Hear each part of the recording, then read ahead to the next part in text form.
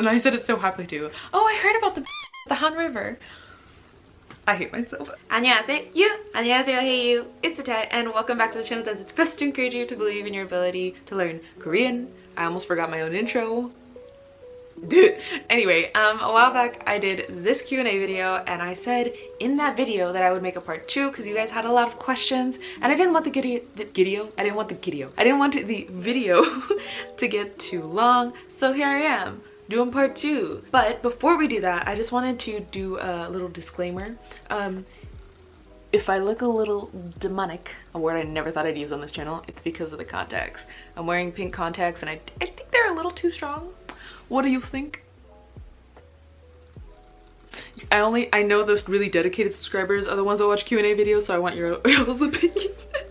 Anyway, okay, so let's go ahead and jump back into your questions. Go. Okay, so I have your questions right here on my laptop, so when I'm looking at the ground, I'm looking at the questions. Okay, so the first question is, how can you get instant gratification while learning a language at least some of the time? Okay, so personally I've never really thought about this, but if instant gratification is something you need, I would think you just need more exposure to the language. So whether that's you want to study more with various resources, or you want to start reading webtoons in that language, or watching TV in that language, or listening to music, or whatever, I would think that's just what you need, because you can see like the vocabulary learning used in the real world, or like the grammar structure you're like learning used in another textbook or something. Because I know for me, when I learn something in one textbook and then I see it in another textbook, I get really, really excited. And I don't mean like they're teaching me it again. I mean like it was just used in a dialogue. I get really, really excited. Or when I learned a word with my italki teacher and then I'm watching like a BTS run episode and they use it, I'm like, oh my gosh. It's just like those little things where something that you've learned pops up when you're not expecting it. It just like, at least it makes me really, really happy. So I would think it would make you really, really happy. And I just want to say, like, I'm not saying you need to study more. I'm simply saying you need more exposure to the language. So yeah, I hope that was at least a little helpful. I feel like my response to that was a C-. Okay, the next question is tips for overcoming the high intermediate to advanced slump. So personally, honestly, I know like the buzzword is intermediate plateau, and I even have it listed in some of my videos, but I don't really think it's a plateau or a slump. It's more like you going up some really like low inclined stairs. Because I feel like you're always improving. It's just there's so much to learn once you get to the higher levels. Like it's hard to see the progress. It's just like we can't, you know, you can't feel the progress as much. So I would honestly say, if you feel like you're not improving, pick something that you want to get better at and focus on that. So for example, a while back I learned a lot of vocabulary related to my current job. So now when someone asks me, oh, what do you do? Or hey, what's your job in Korean? I can actually like have a conversation about that. And oof, I feel way more fluent than before I learned those words and that like vocabulary, right? Because before I'd be like, I buy this thing and my company uses it. But now I'm like, oh, my company sources materials from XYZ so that we can XYZ.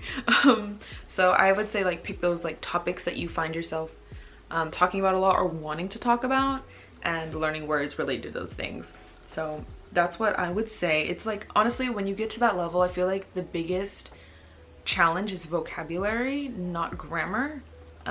Because after a certain point, usually you'll just see like, honestly, I want to say, at least for Korean, most vocabulary is like topic 3 and below. Or not vocabulary, what? Most grammar structures are like topic 3 and below, and obviously there's some where you'll see like topic 4, topic 5, topic 6, and like more academic settings and stuff, but the biggest challenge is vocabulary, in my opinion. Also, I released this video with Steve Kaufman where he shares his thoughts on how to go from like B2 or like topic 4 to topic 5, 6 or like C1. So I'll link it in the cards and I'll put it in the description box for you to check out. If you were to start a new language, which one would you choose? So this isn't the answer that you wanted, but right now there are no languages that I'm trying to learn other than Korean, or that like I really want to learn. And if I was gonna learn another language, it'd probably be one that I've already studied, just to like get it back. The next question is top 3 most embarrassing language mistakes. Okay, so I actually don't have a lot of like these like, oh my gosh, I was petrified kind of things or experiences, because the people I'm around don't really like judge me, or they don't start laughing to where I know I made a really embarrassing mistake. So I do have one that I shared in the last Q&A, last Q&A. I don't know. I'm gonna insert that footage for you because honestly that was really embarrassing and it was kind of funny. So I was trying to say like flowers plus object marking particle, which is so it's like got, which is like flower, and which is like the object marking particle. So if you've studied Korean before, or for some time, you would know that because has like that ing at the top, like that silent sound, right?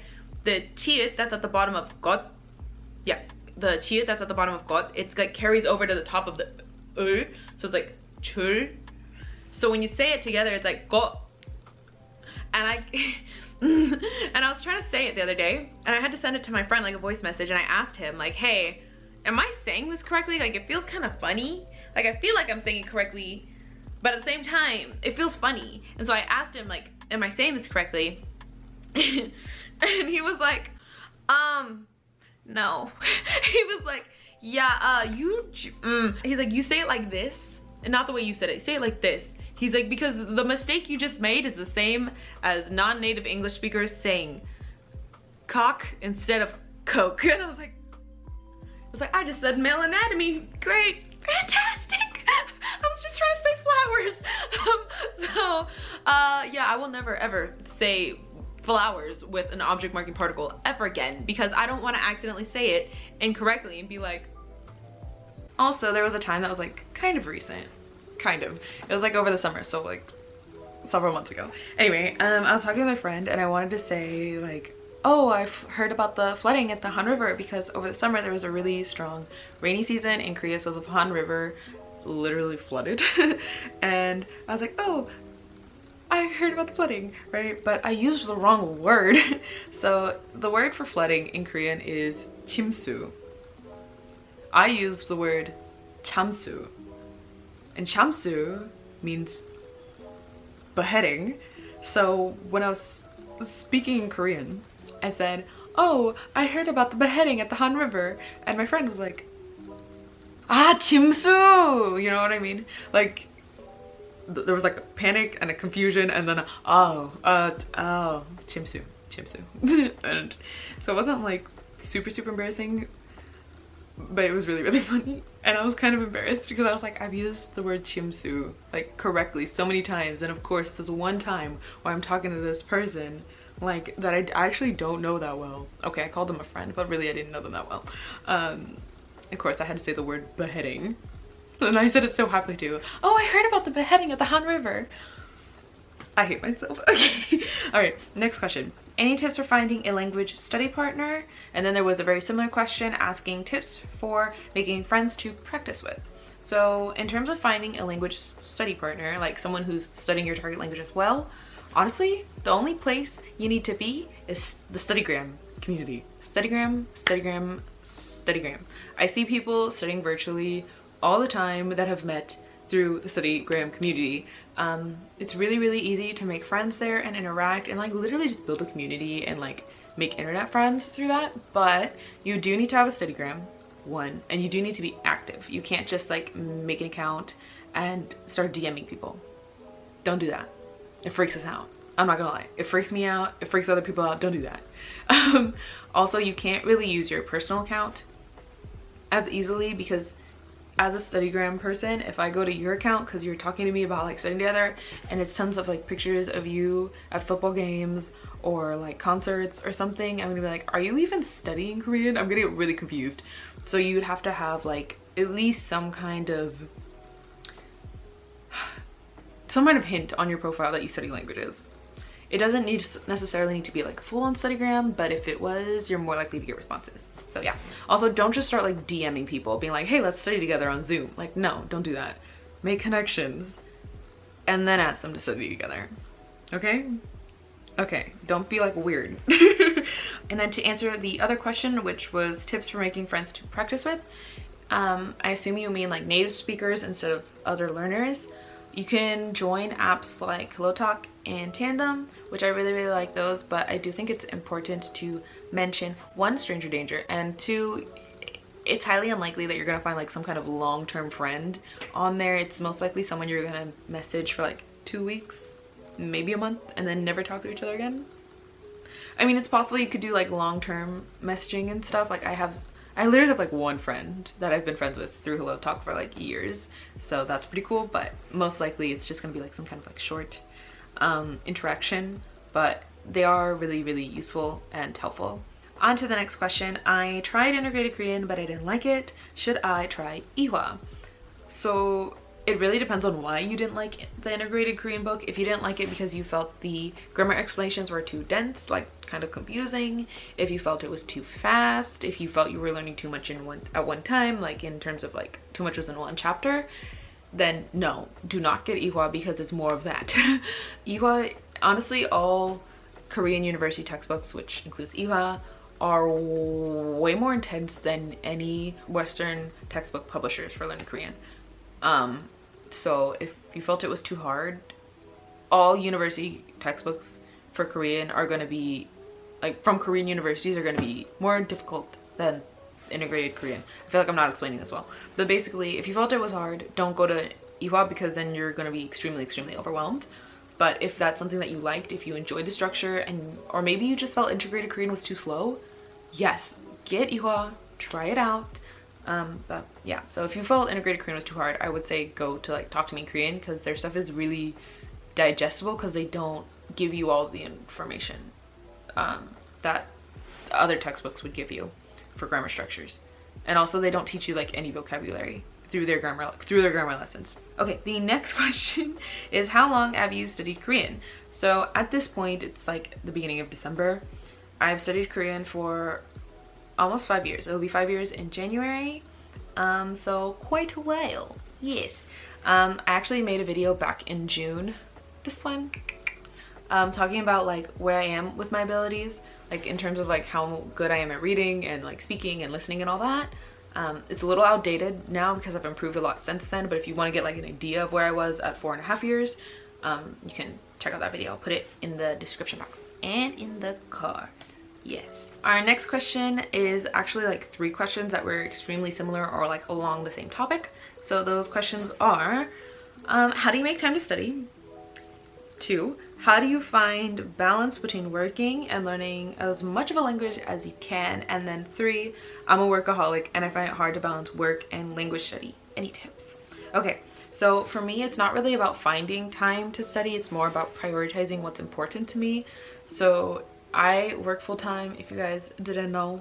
Yes, so I work full-time, which means I only have maybe like 5 to 6 hours every weekday to do like something that I want to do, or like do the things that I need to get done. So that includes eating dinner, taking a shower, studying, doing YouTube, talking with my friends, chillaxing and letting my brain take a rest after working.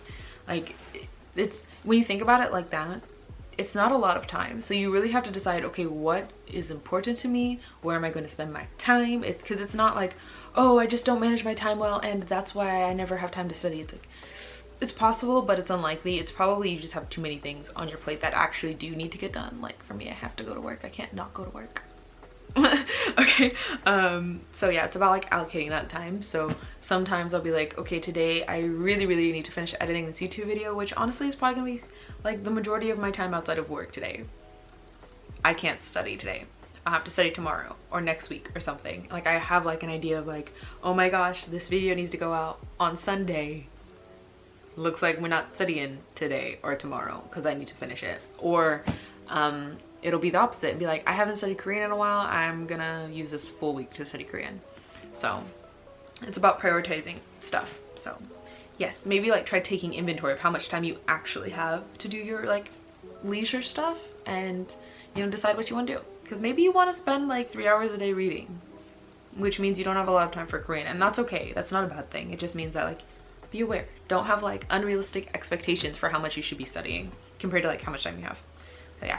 Okay, also if you find it hard to like find time to study and you know you actually have the time, you're just like procrastinating or putting it off or something, I would suggest either booking an italki class, taking classes through your local Korean community center, or looking at community colleges in your area to see if they offer classes for your target language. Just because like having like some kind of accountability, like you have to be somewhere at a certain time, really helps in terms of like making time. And by making time, I mean not procrastinating, not actually making time. So yeah, I would suggest doing that. And then the last question was about being a workaholic. So I can't really give you any advice on that because I'm not a workaholic. Well, at least not with my full-time job anyway. I'm not a workaholic, and my job doesn't require me to like ever work overtime ever. So like work stays at work, and yeah. But yeah, I would just reiterate like prioritizing what's important to you. So like if you don't actually have to do those overtime hours that you're putting in, consider what's important to you. Where do you want to be in a year? Because those overtime hours that you don't have to do, I'm assuming that you don't have to do, could be put towards like some long-term goal that will make you happy, because I'm assuming the workaholic part isn't making you happy. Or maybe it is, I don't know. But yeah, our next question is studying Korean hard? So when I first started out, I thought it was really hard, but it wasn't because the language was like actually hard. It was more like I just put a lot of like pressure on myself to learn a lot very quickly.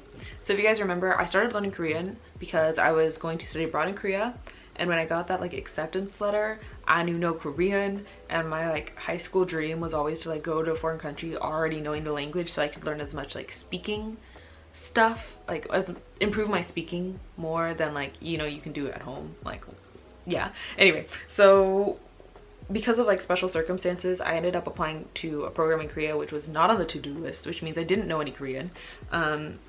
So yeah, when I got that letter, I was like, oh my gosh, I have 2 months to learn Korean. So yeah, basically I was trying to learn 2 semesters of Korean in 2 months, which I did it. I arrived in Korea taking intermediate classes, but it was really stressful and made me think Korean language was really hard. But it's not actually really hard, to be honest. People could come at me because I said it wasn't hard, but yeah, I don't think it's hard. It's more like just challenging. And I don't know exactly where you're coming from with this question, but I would suggest you change your mindset from is it hard to more like how long will it take you, not me, you, to get to the level that you want to be at. Just because, I mean, using the word hard makes it sound like it's unattainable or like impossible when it's not. You can do it. It just might take you longer than other people, or maybe you'll be faster than other people. It all literally all depends on you. So yeah, just mindset switch. Let's see. Okay. Oh, and that actually ties really well into the next question, which is, do you believe you'll reach the level of fluency that you want? I often feel that I won't. And then there was another question from somebody else asking, do you ever find Korean so hard you consider giving up sometimes? So do I believe I'll reach the fluency level, or the level of fluency that I want? Yes. It's not like will I be able to do it, it's more like how long is it gonna take me to get there. Like I'm pretty sure I will be able to call myself fluent in the way that that I view the word fluent within the next like 5 years. So I don't really think you need to be concerned about like if you're able to reach that level of fluency, but more how long it's going to take. So it's obviously it's different for everyone. I know people who have literally learned Korean in a year or 2 years, like fluent Korean in 1 or 2 years, and I know someone who literally became conversational in Korean after 3 months.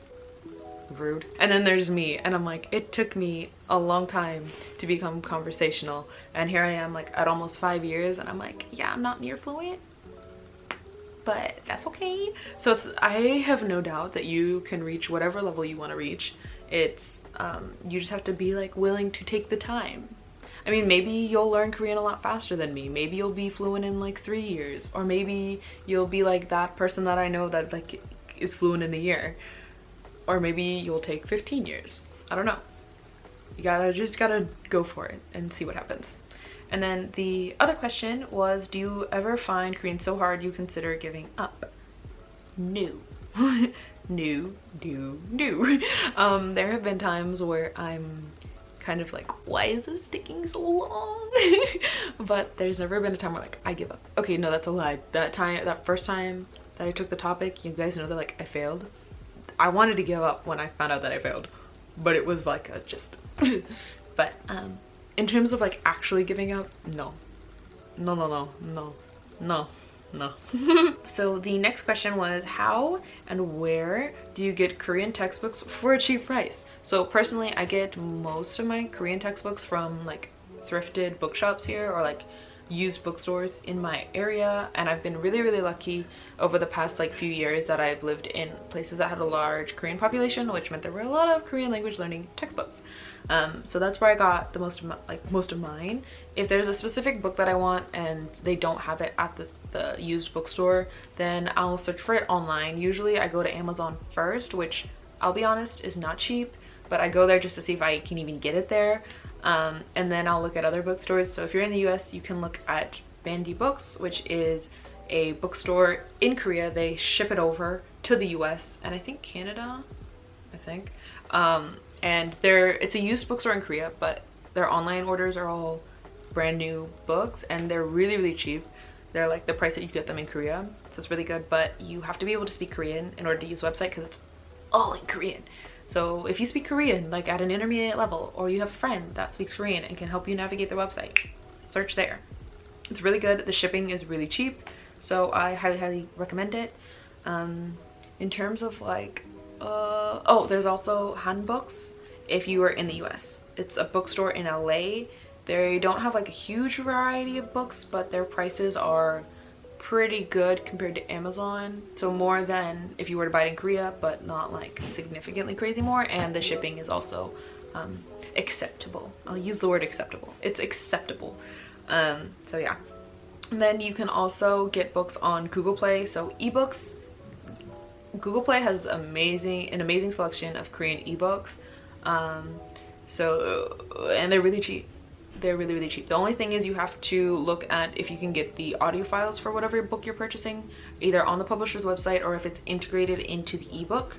I think most Korean textbooks on there don't have it integrated into the textbook, but you can download it from the publisher if you're able to get to the publisher's website. So if you live in Europe, there's a website called was it Aprende or Aprendo? I think it's Aprendo.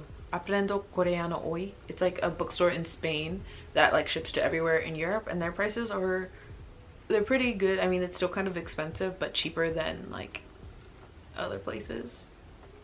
And I assume the shipping is nice, considering it's like in Europe already. So yeah, I'll put links to all these places in the description box for ya. But yeah, that's where I get Korean language learning textbook. Moving on to the next question, how exactly do you review? I really struggle with this. Okay, so I actually don't review as much as you guys probably think I review.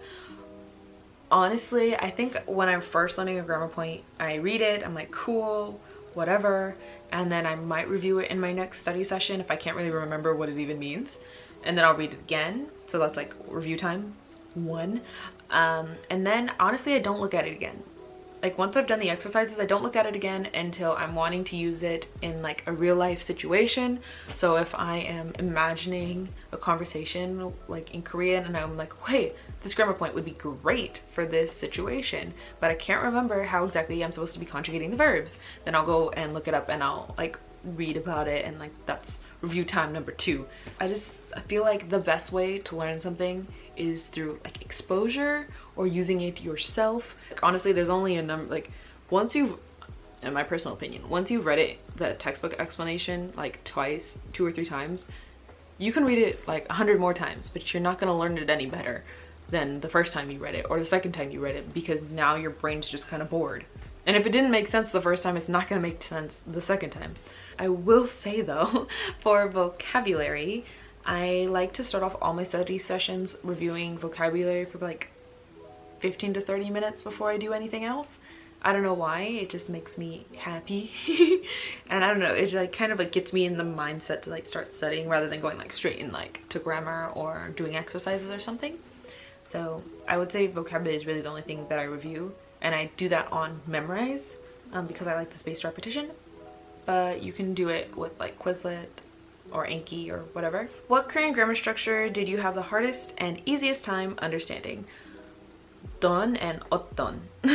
I remember the day we learned that in my Korean class, and I was like super confused, and then I understood, and then I was super confused again. And honestly, to this day, I'm still kind of confused. Like when I hear it, I understand it, but when I try to use it myself, I get really confused on if I'm supposed to use don or 어떤. And I have literally watched every grammar explanation on YouTube. I've read so many articles about what it means. My italki teacher has tried to explain this to me, and I still get really confused. So I'm just waiting for the day where I wake up and understand. And in terms of like the easiest grammar, honestly, I don't think I could give you one, or I could assess which one is the easiest, because once you've mastered something, they're all easy. So yeah, I don't have an answer for that one. So on to the next question. What is your favorite thing about your Korean language learning journey? My friends. Okay, you guys asked me this question in almost like all my Q&As, and I always give you guys the same answer, so you're probably really bored. But if you haven't heard me say this before, my friends. So if I had not started learning Korean, even if I had studied abroad in Korea, if I had like learned Korean or started learning Korean, I probably wouldn't contact most of those people, because literally a lot of them have forgotten all the English that they learned in school. Like a lot of them only speak Korean now. So that's really sad, but it's true. So I wouldn't be able to communicate with them anymore, and I wouldn't have my church friends because they've always only spoken Korean. And honestly, I wouldn't have you guys. I wouldn't have all 35,000 of you guys, because I wouldn't have started a YouTube channel, because my whole YouTube channel was started to like document my progress learning Korean. And if I wasn't learning Korean, there would be no YouTube channel, because there would be nothing to document. So I wouldn't have y'all, and then I wouldn't have a StudyGram, and I wouldn't have met all my internet friends on StudyGram, and I wouldn't have met all my fellow YouTubers that I like literally talk to every single day. So, oh my gosh, and all the friends I made in like after I graduated university, I met because they were learning Korean. I wouldn't have them either. Oh my gosh, like my life would be so different if I wasn't learning Korean. So, people. My favorite thing about learning Korean has been like all the people that I've met. Moving on to the next question. How to study 2 languages at once. And then there was a similar question asking, do you study 2 languages on the same day, or 1 language one day and the other language on the next day? So I don't really consider myself studying more than 1 language other than Korean. But when I did study multiple languages at once, I would really try to ladder them. So I would try to study other languages through Korean, because my highest, I'm most proficient at Korean compared to other foreign languages. So I have books on my shelf that teach German, and it's like a textbook written in Korean. And I have one that teaches Chinese, or two that teach Chinese that are written in Korean, and also some for Japanese that are also written in Korean. So I prefer to study languages through Korean, because it exposes me to more academic Korean, 1, and 2, I get to learn the other language. I don't know, it's just like makes me happier when I can ladder them like that, and it also saves time. So yes, but I will say I do have a lot of resources from before I started learning Korean that are for other languages. So I would say most of the time I'm actually studying through English, even though I prefer to study through Korean. So if you have not purchased any other books, purchase textbooks that are written in your like best target language to learn the other languages that you're wanting to learn, so you can ladder them. And then when it comes to like actually studying, like sitting down and studying the language, I just kind of did whatever I felt like doing that day. I didn't have like a really strict routine of like Mondays is for German and Tuesdays is for Korean. Like, no, honestly, I probably studied them all, not all, like at least 2 languages in 1 study session. Always starting with the weaker language first, because I require so when I was studying German or Japanese, my brain required way more energy to do those languages than it did for Korean. Like Korean, I can be really tired and still study Korean, but I can't be really tired and learn German or study Japanese, because my brain just like, no. So yeah, I don't have a lot of input to give on this because I don't really do it that often. So I'll link some of my friends' videos down in the description box and in a pinned comment, so you guys can check their videos out about how they study multiple languages at once, because they're polyglots and I'm a monolingual trying to become bilingual. Yeah. Moving on to the next question. Are there any Korean grammar videos or channels that you recommend? Yes. So the first one is Minji teaches Korean because she's my friend and she makes good videos and her editing is just wow. So yes, she has content for like varied levels of Korean proficiency. So whether you're an absolute beginner or you're someone who is more intermediate like me, then she has content for you. So you just have to like sift through her videos to find what interests you. So yes, Minji teaches Korean. The next one that I would recommend is Billy's channel for our Go Billy Korean, because his grammar explanations are really, really good. Like, he can take something that's really abstract and explain it in a way that's digestible, that you understand. So I like watching his grammar videos for learning Korean. Okay, and then the last channel that I would like to recommend is Topic Studies. So this is a channel that I really, really like. I guess watching their videos when I'm preparing for the topic. They're really good at explaining how to write the essay questions and just like overall grammar structure videos. They're pretty short, which makes them, well, honestly, it just makes me really happy that the videos are really short because I'm not sitting there for like 20 minutes. But yeah, so if you speak Korean, check out their channel. All their content is Korean being taught in Korean, so you need to be able to like understand, but highly, highly recommend. Highly, highly, highly recommend that channel. Alrighty guys, I know this video is getting really long, but we only have 2 questions left, so we're gonna answer them. The first one is, what is it like being a foreigner in Korea when you don't look Korean? So for me, it was very nice because people didn't expect a lot from me, and by expect I mean they didn't assume that I was supposed to, like, that I knew how to do this or knew how to do that or that I understood Korean. So they were really, really, really patient with me in terms of like teaching me how to do something, or when I messed up they didn't like look at me like, why don't you know this? They were just like, ay, ay, ay, and they'd like help me out. So that was really, really nice. But if you're someone that's been in Korea for a really long time and someone comes up to you assuming you don't know how to do something, I could see how that could be really frustrating, especially if it just happens over and over and over again. Like every day someone assumes you don't know how to like ride the bus or something.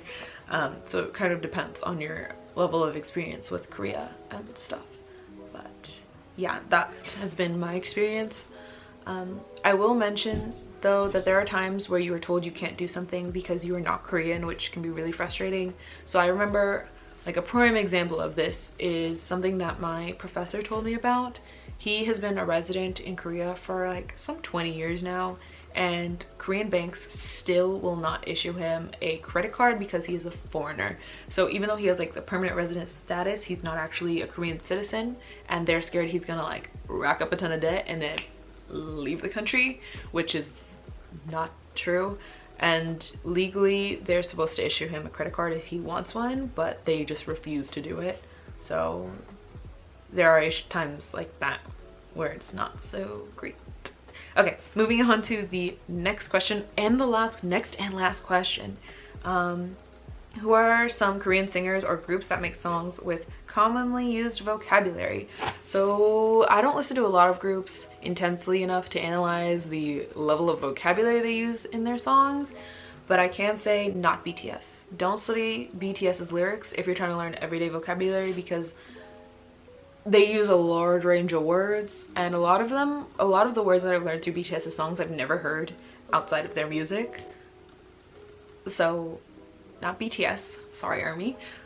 But I would say you could probably study with GOT7 and 17's lyrics because they're definitely more simple. Like when I listen to their music, I understand it really quickly because they're using everyday vocabulary. But yeah, I'm sure there are other groups out there that do the same thing that I just haven't listened to their songs enough to realize that. So yeah, that is my answer. That is definitely a D- in terms of the quality of that answer. But yeah, anyway, I hope you guys enjoyed this video. If you haven't seen part 1, I will link it right here. And yeah, I'll see you guys in the next video. So tell me bye guys.